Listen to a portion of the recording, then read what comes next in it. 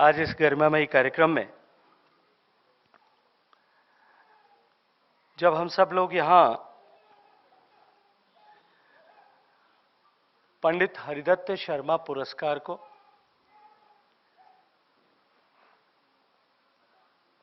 और इस वर्ष के पुरस्कार को नाविका जी को उस पुरस्कार के साथ में सम्मानित करने के सौभाग्यपूर्ण अवसर के साक्षी बने, मैं सबसे पहले अपनी बात शुरू करने से पहले पंडित हरिदत्त शर्मा जी के परिवार को और विशेष रूप से राजकुमार जी को बहुत सारी बधाई देता हूं, इनका अभिनंदन करता हूं, इनका आभार ज्ञापित करता हूं कि उन्होंने एक स्वनामधन्य पत्रकार और एक पत्रकार ही नहीं, एक स्वनामधन्य व्यक्तित्व जिसने अपने जीवन के हर क्षण से, हर पल से, हर अपने किए गए काम से, बोले गए वाक्य से और लिखी गई पुस्तक और संदेश से काल निरपेक्ष ऐसे संदेश और इंस्पिरेशंस जो हैं वो सृजित किए।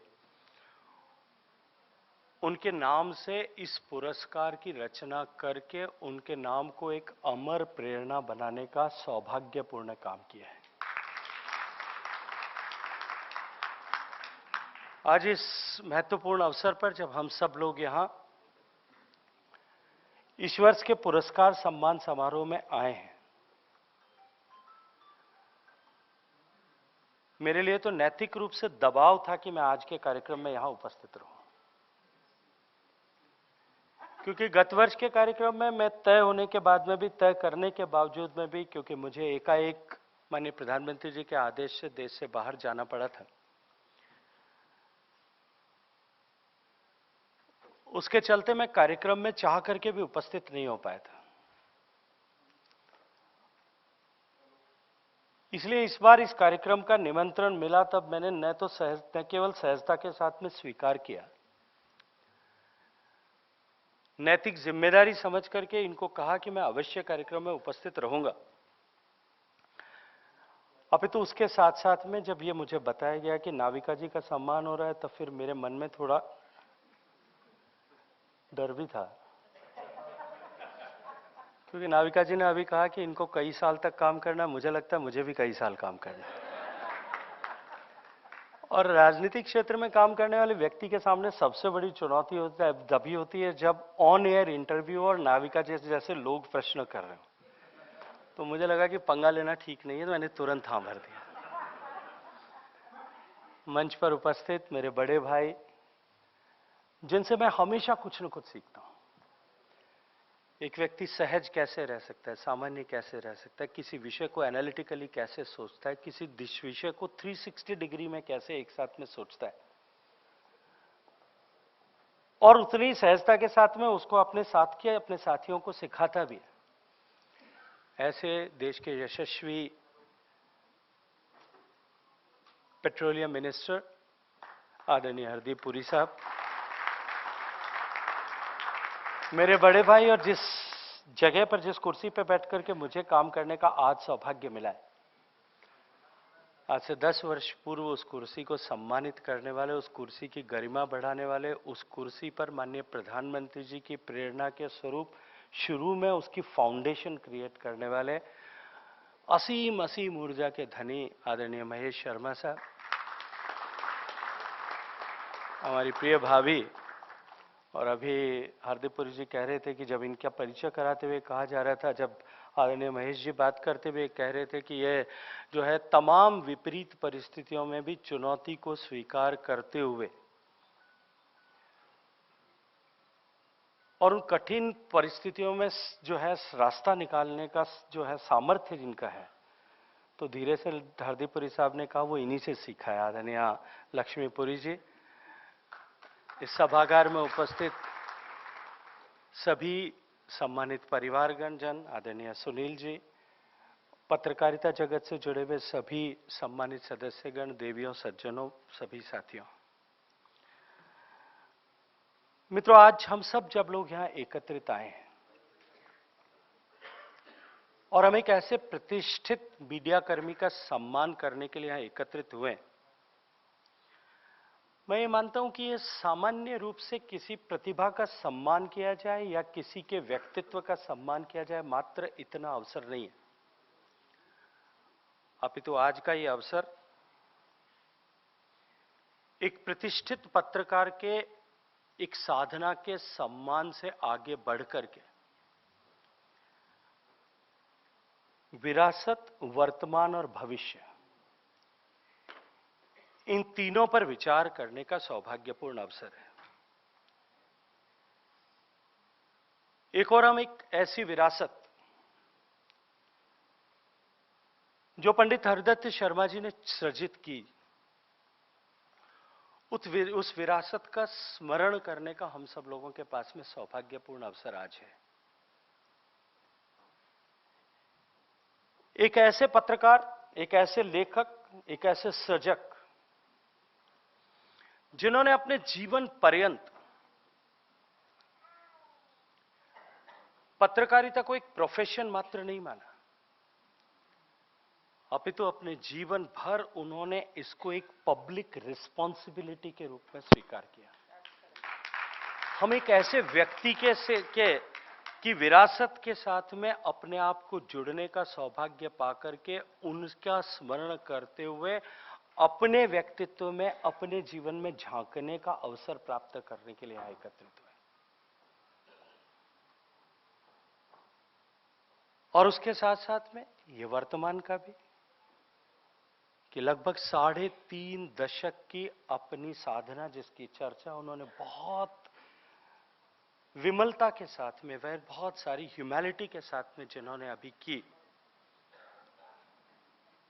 अपनी पत्रकारिता की यात्रा, उस यात्रा के जो बदलाव, क्योंकि परिवर्तन जो है वो शाश्वत है, जीवन में सब कुछ परिवर्तित हो रहा है, लेकिन इस पिछले 3.5 दशक में जो परिवर्तन हुआ है, उतना परिवर्तन पिछले 10,000 साल में उससे पहले नहीं हुआ था। इसलिए परिवर्तन की इस सुनामी के बीच में भी अपने आप को न केवल रीराइट करना, अपने आप को री इन्वेंट करना, अपने आप को रेलेवेंट बनाए रखना, अपने आप को परिवर्तन की इस यात्रा में सुसज्जित करना, प्रिंट से लेकर के टेलीविजन तक और टेलीविजन से लेकर के डिजिटल वर्ल्ड तक अपने आप को प्रासंगिक बनाए रखने का जिन्होंने सामर्थ्य रखते हुए अब जो है वर्तमान की पीढ़ी और आने वाले भविष्य के सामने अपने आप को एक नजीर के रूप में पेश किया है, आज हम सब उनका सम्मान करने के लिए एकत्रित हैं। और मित्रों, निश्चित ही मैं नाविका जी को पंडित हरिदत्त शर्मा पुरस्कार का सम्मानित होने के अवसर पर बधाई देने के साथ साथ में आपका ये सम्मान आने वाले भविष्य की पीढ़ियों के पत्रकारों को भी एक नया मार्ग दिखाएगा। इसलिए हम विरासत का, वर्तमान का और भविष्य का, तीनों के लिए एक साथ एकत्रित आए। यदि हम पंडित हरिदत्त शर्मा जी की चर्चा करें, उनके बारे में विचार करें, उनका पहला मंत्र था, उनकी पत्रकारिता का मूल स्तंभ था जन सरोकार। और जब वो जन सरोकार की बात करते थे तब वो कहते थे कि पत्रकारिता का प्रश्न ये नहीं होना चाहिए कि क्या हुआ है, पत्रकार के लिए प्रश्न ये होना चाहिए कि क्यों हुआ है। और पत्रकारिता की शुरुआत क्या हुई से नहीं हो सकती। पत्रकार यदि क्या हुआ तक अगर अपने आप को रखता है तो वो कभी सही अर्थ में पत्रकार नहीं है। ये क्यों हुआ की खोज करने की आवश्यकता है, और उससे आगे बढ़ करके पत्रकार हरिदत्त शर्मा तब बनता है जब वो ये केवल क्यों हुआ तक अपने आप को सीमित नहीं रखता, वो ये कहता है कि जिम्मेदारी के साथ में इस बात को उद्घाटित करता है कि जो कुछ हुआ है उसका समाज पर क्या प्रभाव पड़ने वाला है, समाज के भविष्य पर क्या प्रभाव पड़ने वाला है, तब जाकर के वो पत्रकार से हरिदत्त शर्मा बनता है। उस घटना के पीछे जो घटित हुई है उसके पीछे सामाजिक प्रश्न क्या है, और ये वो दृष्टि है जो एक व्यक्ति को रिपोर्टर से आगे उठा करके जो है उसको पत्रकार बनाती है, सही अर्थों में पत्रकार बनाती है। क्योंकि पत्रकार जो है वो केवल एक क्रॉनिकलर नहीं होता, वो केवल डेटा इकट्ठा करके एज इट इज आगे उसको पब्लिश कर दे, वहां तक पत्रकारिता का धर्म पूरा नहीं होता। वो समाज को एक नया सब्जेक्ट ऑब्जर्वर किस तरह से बना सकता है, समाज को ऑब्जर्वेंट किस तरह से बना सकता है, तब जाकर के पत्रकारिता का धर्म पूरा होता है। तो मैंने बहुत साल पहले 1959 में जो हरिदत्त शर्मा जी की पुस्तक पब्लिश हुई थी, ये बस्ती ये लोग, वो पुस्तक मैं जब कॉलेज में पढ़ रहा था तब मुझे पढ़ने का सौभाग्य मिला था। और उस पुस्तक को पढ़ने के बाद में उनके चरित्र की विशालता और उसकी गहराई दोनों समझ में आती है, क्योंकि उनके लिए समाचार के पीछे भी मनुष्य था और पंडित हरिदत्त शर्मा जी के लिए घटना के पीछे समाज भी था और सब समाज के प्रति संवेदना का भाव भी था। क्योंकि संवेदना का भाव यदि व्यक्ति के मन में न रहे, सेंस ऑफ रिस्पॉन्सिबिलिटी के साथ साथ में कंपैशन का भाव न रहे, तो पत्रकारिता कई बार कई अर्थों में घातक भी हो सकती है और विनाशकारी भी हो सकती है। विद्रोही होना उतना मुश्किल नहीं, उतनी बड़ी चुनौती नहीं है पत्रकार के लिए, जितना पत्रकार विनाशकारी हो जाए उसके लिए कंपैशन उसके मन में बना रहे, ये आवश्यक है। और जब आज हम उनकी स्मृति में इस पुरस्कार को एक ऐसे व्यक्ति को पुरस्कार प्रदान करते हैं, तब, क्योंकि मैंने कहा कि विरासत की जब हम चर्चा करते हैं तब जाकर के हम भविष्य के ऊपर सही अर्थों में समीक्षा कर पाते हैं, तब मेरे मन में यह प्रश्न आता है और स्वाभाविक रूप से प्रश्न आता है कि आज के समय के पत्रकारिता की सबसे बड़ी आवश्यकता क्या है। क्योंकि आज टेलीविजन में जिस तरह 24 घंटे के टेलीविजन है और जिस तरह के 24 घंटे के ब्रॉडकास्ट है, उसमें मुझे लगता है कि दुनिया सारी स्पीड के पीछे भाग रही है। सबसे पहले कौन और क्या दिखा दे, सब, मुझे लगता है कि सारा कंपटीशन वहां तक जाकर के सीमित हो गया। मैं प्रश्न आज इस मौके पर जब हम पंडित हरिदत्त शर्मा का स्मरण कर रहे हैं, उनके नाम पर पुरस्कार दे रहे हैं, तब मेरे मन में प्रश्न आता है कि क्या आज स्पीड उतनी महत्वपूर्ण हो गई? क्या आज टेक्नोलॉजी महत्वपूर्ण है? क्योंकि जिस तरह से तकनीकी परिवर्तित हो रही है, परिवर्तित हो रही है, क्या केवल वही महत्वपूर्ण है? या आज की पत्रकारिता जिस टीआरपी या रेटिंग के बारे को लेकर के केवल पत्रकारिता कर रही है, क्या वहां तक जाकर के जो है महत्ता सीमित हो गई? या उससे भी आगे बढ़ करके तो आजकल सोशल मीडिया एंगेजमेंट जितना बड़ा हो गया है कि हमको कितने लाइक्स मिले हैं, कितने सोशल मीडिया पे एंगेजमेंट मिले हैं, क्या हमारा रेलेवेंस या हमारे लिए महत्ता जो है वहां तक जाकर के सीमित हो गई? लेकिन जब मैं ये सोचता हूं तब मुझे लगता है कि आज के पत्रकारिता की सबसे बड़ी आवश्यकता और पत्रकारिता के सामने सबसे बड़ी चुनौती, दोनों यदि कोई है तो वो विश्वसनीयता है। और विश्वसनीयता का जो ये संघर्ष है, ये संघर्ष, क्योंकि आज हम एक ऐसे समय में जी रहे हैं जहां इंफॉर्मेशन हमारे लिए कोई चुनौती नहीं। मैं तो अक्सर ये बात कहता हूं कि आज तो हम इंफॉर्मेशन ओवरलोडेड है, हमारे पास में जरूरत से ज्यादा इंफॉर्मेशन। मैं हमेशा ये बात कहता हूं कि जब मैं कॉलेज में पढ़ता था तब हम लोगों के लिए जो कुछ नहीं जानते थे या नया जानना चाहते तो उसको सीखने के लिए लाइब्रेरी में एनसाइक्लोपीडिया ब्रिटानिका होती थी, उससे आगे हमारे पास कुछ नहीं था। लेकिन आज ऐसा, और मैं जब कॉलेज में पढ़ता था तब सोचता था कभी स्व अर्जित धन होगा, कभी पैसा होगा तो जाकर के अपनी लाइब्रेरी में एक एनसाइक्लोपीडिया ब्रिटानिका रखूंगा ताकि मुझे कुछ भी पता हो, खोजना होगा, उसके सारे वॉल्यूम्स, मतलब वो मेरे जहन में चिपके हुए थे कि वो सारे लेदर बाइंडेड वॉल्यूम कभी मैं अपने घर में, अपने पास में, अपने निजी पुस्तकालय में रखूंगा। लेकिन जब तक मैं उसके सक्षम हुआ था, और बहुत अच्छी घटना, अभी समय की सीमितता है, मैं नहीं विस्तार में नहीं गिराना चाहता, लेकिन जब मैं उसके लायक हुआ तब तक वो इररिलेवेंट हो गया था। एक सीडी में सारी जो है एनसाइक्लोपीडिया ब्रिटानिका आ गया था और अब तो सीडी से भी ऊपर उठ गया। अब तो हम हमारी फिंगर टिप्स पे, हमारे मोबाइल के इस डिब्बे में सारा सब कुछ इंफॉर्मेशन है और अब तो इंफॉर्मेशन को एनालाइज करने की भी जरूरत नहीं। अब तो जो है आर्टिफिशियल इंटेलिजेंस के इस जमाने में इंफॉर्मेशन जो है वो एनालाइज भी हमको होकर के मिलती है। इसलिए आज के कालखंड में ये मानता हूं कि हमारे लिए इंफॉर्मेशन संकट नहीं है, इंफॉर्मेशन का ज्यादा होना हमारे लिए चुनौती बन गया है। और ऐसे समय में जब इंफॉर्मेशन ओवरलोड का टाइम चल रहा है, हमारे हाथ में मोबाइल है, हर मोबाइल पे स्क्रीन है, हर स्क्रीन अपने आप में जो है एक रिपोर्टर भी बन गई और हर स्क्रीन अपने आप में एक पब्लिशर, हर व्यक्ति अपने आप में एक पब्लिशर भी बन गया है और हर व्यक्ति अपने आप में एक ब्रॉडकास्टर भी बन गया। जब टेक्नोलॉजी की इतनी बड़ी जो है परिवर्तन के युग में हम जी रहे हैं, इस दौर में जी रहे हैं, हर स्क्रीन एक पोटेंशियल न्यूज रूम हो गया आजकल। उस समय में जब हर व्यक्ति सूचना का रिसीवर होने के साथ साथ में पब्लिशर और ब्रॉडकास्टर भी है, ऐसे समय में आज जो सबसे बड़ी चुनौती है वो विश्वसनीयता की चुनौती है। कोई भी घटना जब घटती है, आप देखिए थोड़े से क्षण में किसी टीवी चैनल का इंतजार करने की जरूरत नहीं, सोशल मीडिया पे वो घटना सही गलत उसकी बिना किसी जानकारी के वो घटना जो है वायरल हो जाती है। और कई बार कितनी गंभीर विषय जो है वो बिना किसी आधार करके वो विषय जो है उसको तिल का होते हुए ताड़ बनाए तब भी समझ में आता है, बिना तिल के भी ताड़ बनाने का आपकी परिस्थिति पैदा हो जाती है। इस तरह की परिस्थिति के युग में हम जी रहे हैं। उस समय में यदि सबसे बड़ी कोई चीज है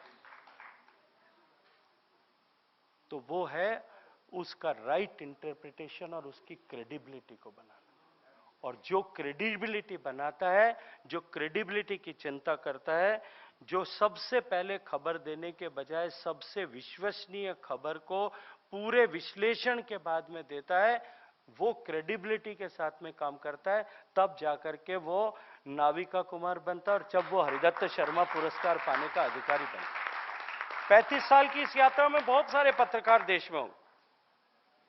इस यात्रा में ऐसे भी अनेक लोग होंगे जिन्होंने अपने आप को इवॉल्व किया होगा, क्योंकि इस 35 साल के दशक में चाहे वो जिस किसी भी क्षेत्र में काम कर रहा हो, चाहे वो राजनीतिक क्षेत्र में काम कर रहा हो, सामाजिक क्षेत्र में काम कर रहा होगा, वो अध्ययन अध्यापन के क्षेत्र में काम कर रहा होगा, वो पत्रकारिता के क्षेत्र में काम कर रहा होगा, वो चाहे पुरुष काम कर रहा होगा, चाहे महिला काम कर रहा होगा, वो चाहे इंजीनियर की तरह काम कर रहा होगा, ब्यूरोक्रेट की तरह काम कर रहा होगा, हर एक आदमी को अपने आप को इवॉल्व करना पड़ा इस समय के साथ में। जिसने इस समय के साथ में अपने आप को इवॉल्व नहीं किया, समय ने उसको पीछे छोड़ दिया, वो खत्म हो गया, वो समाप्त हो गया, वो इस धारा में अपने आप विलोपित हो गया। जिसने भी अपने आप को इवॉल्व किया, लेकिन वो सब हरिदत्त शर्मा पुरस्कार का अधिकारी नहीं होता। जो क्रेडिबिलिटी अपनी एस्टैब्लिश करके बना करके रखता है, वो नाविका कुमार बनता है। इसलिए आज हम जो है सूचना और दुष्प्रचार में अंतर करने की इस चुनौती के कालखंड में हम सब लोग यहां एकत्रित हुए। और ऐसे समय में नाविका जी को इस तरह से पुरस्कृत होना आने वाली पीढ़ी की पत्रकारिता करने वाले लोगों के लिए निश्चित रूप से बहुत जो है महत्वपूर्ण भी है, बहुत जो है वो रेलेवेंट भी है, प्रासंगिक भी है, और उसके साथ साथ में एक लंबे समय तक लोगों का मार्गदर्शन करने वाला भी, उनके विश्वास को कायम करने वाला भी होगा। माननीय प्रधानमंत्री जी ने मीडिया की भूमिका चर्चा करते हुए बहुत एक रेलेवेंट सेंटेंस एक बार बोला था।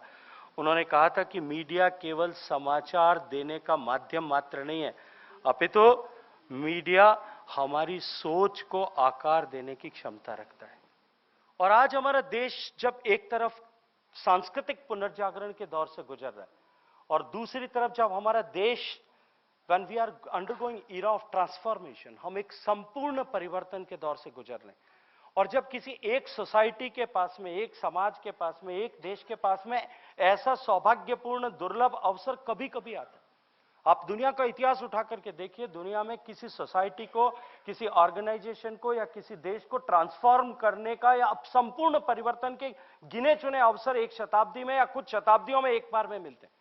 अगर भारत के परिप्रेक्ष्य में देखें तो भी आजादी के बाद में शायद एक बार थोड़ा सा बीच में अवसर जो है आपातकाल के समय को छोड़ दीजिए, इसके अलावा पहली बार हमको ट्रांसफॉर्म होने का अवसर मिला। मैं ये कभी नहीं कहता कि सब कुछ बदलाव हमने किया होगा, इसी कालखंड में हुआ होगा, धीरे धीरे बदलाव हो रहा था, लेकिन आज जिस तरह का परिवर्तन हो रहा है ये ट्रांसफॉर्मेशन है, ये चेंज नहीं है। और जब हम ट्रांसफॉर्मेशन के दौर से गुजर रहे हैं, तब जब कभी भी कोई समाज, कोई ऑर्गेनाइजेशन, कोई राष्ट्र इस तरह का सौभाग्यपूर्ण अवसर पाता है, तब उसके हर एक स्टेक होल्डर की जिम्मेदारी होती है, हर सदस्य की, हर घटक की जिम्मेदारी होती है। लेकिन उस कालखंड में भी जो ज्यादा प्रभावी है, जो ज्यादा सक्षम है, जो ज्यादा सामर्थ्य रखता है, और वो प्रभावी, सक्षम और सामर्थ्य सबसे ज्यादा वो रखता है जो समाज के सबसे बड़े वर्ग को प्रत्यक्ष रूप से प्रभावित करता है, वो यदि अपनी रिस्पॉन्सिबिलिटी ठीक से निर्वहन न करे, वो किसी भी अपेक्षा में, आकांक्षा में, किसी लालसा में आकर के यदि अपने उत्तरदायित्व से डिग जाए, तो ट्रांसफॉर्मेशन या तो डिलेड होता है या डीरेल होता है। और जब ट्रांसफॉर्मेशन डिले होता है या डीरेल होता है, उन दोनों की कीमत जो है वो अनेक अनेक पीढ़ियों तक चुकानी पड़ती है। इसलिए जो जिम्मेदारी के जिस अपॉर्चुनिटी के साथ में हम जी रहे हैं, वो हमारे लिए रिस्पॉन्सिबिलिटी पे लेकर के आती है। और क्योंकि मैं ऐसे व्यक्ति के सम्मान के अवसर पर बात कर रहा हूं जिसने उस रिस्पॉन्सिबिलिटी को निभाने की न केवल कोशिश की, अपितु अपनी भूमिका के साथ में न्याय भी किया है, इसलिए मैं हरिदत्त शर्मा जी के पुरस्कार के पीछे खड़ी पूरी टीम का हृदय से अभिनंदन करता हूं, आभार ज्ञापित करता हूं कि उन्होंने न केवल सही चुनाव किया, अपितु ऐसे समय में एक उदाहरण प्रस्तुत किया है। ऐसे समय में एक ऐसे रिस्पॉन्सिबल लोगों का चुनाव करना, चयन करना, सम्मान करना केवल उन तक सीमित नहीं है, अपितु ऐसे महत्वपूर्ण समय में ऐसे रिस्पॉन्सिबल पोजीशन पर बैठे हुए लोग, वो केवल पत्रकारिता नहीं हो सकती। हम सब लोग जो यहां बैठे हैं समाज में किसी न किसी क्षेत्र में रिस्पॉन्सिबली काम कर दें। जो बड़ा है उसकी जिम्मेदारी भी उतनी ही बड़ी है। इस भाव को हम समझ करके काम करेंगे, क्योंकि यदि ट्रांसफॉर्मेशन डिले या डीरेल होता है तो या तो वो हमेशा के लिए लॉस ऑफ अपॉर्चुनिटी होता है, और या वो ब्लड शेड कॉन्फ्लिक्ट्स पैदा करता है। इन दोनों को बचाने और दोनों को से हमारे देश को इस अपॉर्चुन टाइम पे खड़ा करने और ट्रांसफॉर्म करने की जिम्मेदारी हम सब के कंधों पे है। मुझे लगता है कि आज के इस पुरस्कार से, नाविका जी को पुरस्कार देने से, हम सब लोगों के मन में भी ये संकल्प और हमारा सेंस ऑफ रिस्पॉन्सिबिलिटी जो है वो कहीं ना कहीं जागृत होगा। मैं इसके लिए भी, और मुझे ये अवसर प्रदान किया, मुझे भी एक बार अपने आप को इंट्रोस्पेक्ट करने का अवसर दिया, उसके लिए राजकुमार जी का, पंडित जी के पूरे परिवार का और इस पूरी टोली का हृदय से धन्यवाद करता हूं, अभिनंदन करता हूं। भारत माता की